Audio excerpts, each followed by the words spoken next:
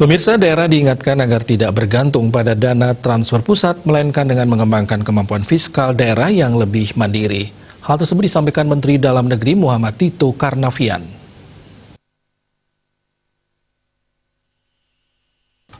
Mendagri Tito Karnavian dalam keterangannya dikutip dari kantor berita Antara mengatakan bahwa penerapan otonomi daerah memberikan ruang bagi kepala daerah untuk mampu menggali setiap potensi yang dimiliki daerah guna mensejahterakan masyarakat, salah satunya ditandai dengan kemampuan kapasitas fiskal yang lebih mandiri. Dikatakannya, esensi daripada otonomi daerah ini memberikan kewenangan yang lebih luas kepada daerah untuk mengelola sebagian urusan pemerintahan di daerah. Tujuan akhirnya adalah kemampuan fiskal daerah.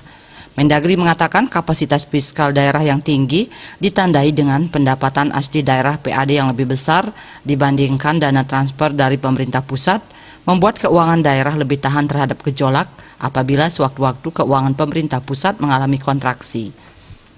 Ia pun menilai di daerah-daerah yang terlalu bergantung pada dana transfer, biasanya program daerah tersebut tidak berjalan sukses.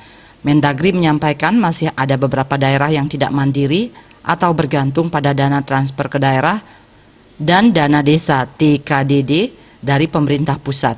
Namun sebaliknya, Mendagri tak menafikan terdapat beberapa daerah yang PAD-nya meningkat dan melebihi dana transfer pusat. Kemudian daerah itu memiliki sumber-sumber pemasukan lainnya seperti dari pengelolaan badan usaha milik daerah BUMD.